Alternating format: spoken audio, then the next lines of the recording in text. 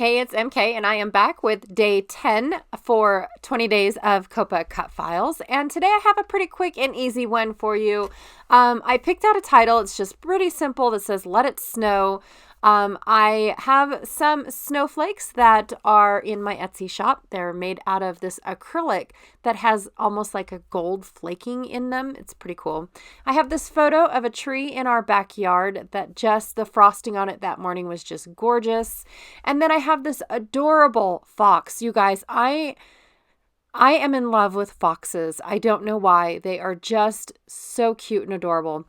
So I had to have this little guy, even though it has absolutely nothing to do with my tree, my backyard, even the area that I live in. Nothing. I'm just obsessed with foxes.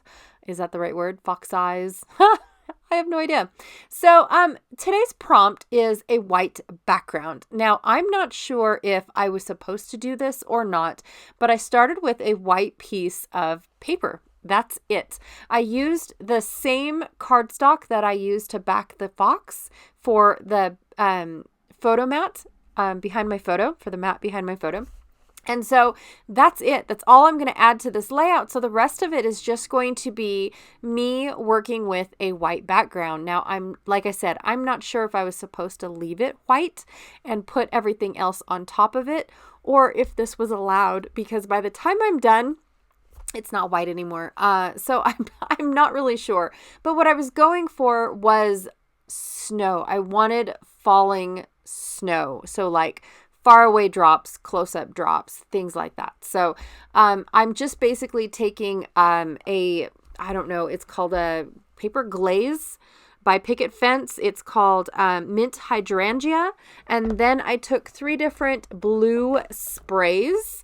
2 of them are Distress Oxides in Speckled Egg and Tumbled Glass. And then, of course, an Altenew ink spray in Sea Glass. So that kind of gives it a little bit of shimmer and shine to it. So I am just adding my splatters going on. I am honestly not really paying attention to any of that because I know the fox in the photo are going to cover up most of it.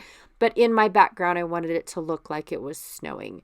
But I'm still trying to use the white background as, you know, I was trying to keep the blues as subtle as possible is kind of where I was going with that. But I do know that I'm not really sure if I followed the prompt to a T. I don't know if that was allowed or not. I guess I could have asked. Yeah, probably. So, like I said, this is just a gorgeous picture of my backyard, the tree in the backyard. It was super early in the morning. I want to say right at dawn. And so the way that the icicles are hanging off of it is just gorgeous. I mean, normally the tree looks like a hot mess, and here it just looks fresh and brand new, and it's just a pretty picture, you guys. It belongs on a postcard. I'm just kidding. It belongs in my scrapbook.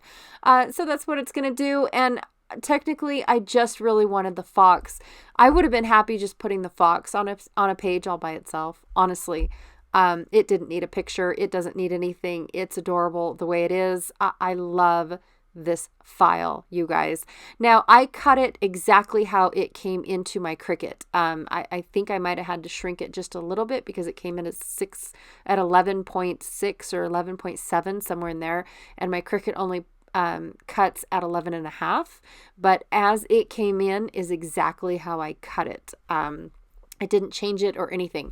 Now here, I must have had some splatters still left on my glass mat because when I picked the fox up to put it on the now dried mixed media page, she had blue splatters all over her. And I can't fix the orange bits of where they are, but I took my white gel pen and tried to color in all the little bits that were on his white face. And then I noticed later that one gets on his hat. So I'm not sure where that one came from. And then there was another one, I think it's his ear by the bow. I think that's the other one that ends up getting a a little dab of blue. The page is dry, so they must have come from my glass mat. I know they're not from the page. So anyways, I decided to put my title on the curve of his tail. I thought it would be a little bit cute, a little bit whimsy, different for me. I know that for sure, but also not as noticeable as if it was just going straight across the little fox's body. So I thought that would be kind of cute. The L was the only thing I wasn't satisfied with. So I kind of tipped it a little bit to where it fell off the L, or it fell off the tail. Let's just say that that's what it did. It's okay. It just seemed like it was kind of at a weird angle. So I didn't like it and just kind of tipped it a little bit.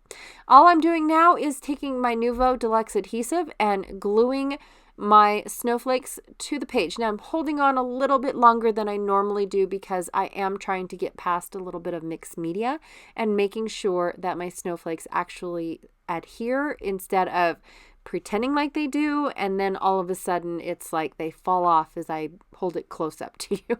That would be embarrassing. So I decided that I needed a little bit something else.